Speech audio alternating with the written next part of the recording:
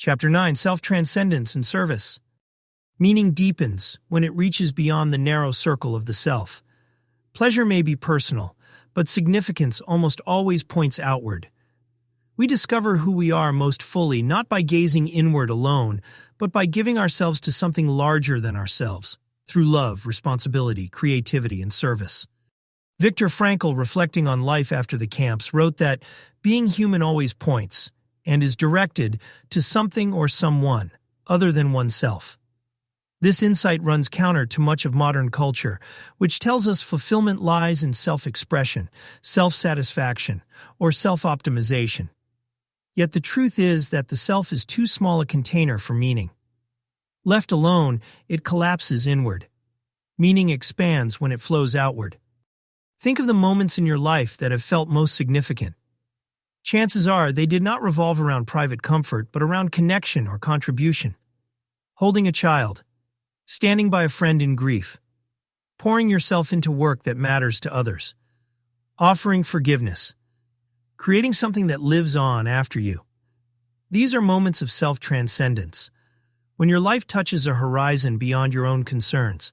Self-transcendence does not erase suffering, but it gives it context.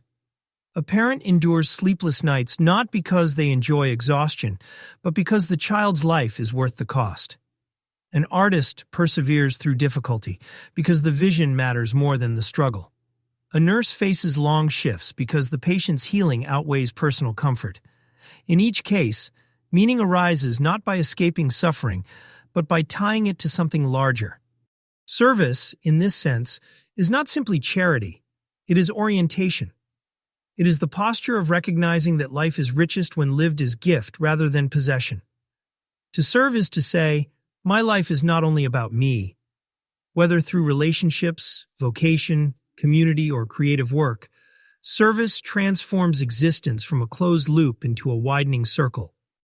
The paradox is that in giving ourselves away, we do not lose meaning. We find it. The self becomes stronger, not weaker, when tethered to responsibility and love. A life lived only for the self is shallow. A life poured into others is deep.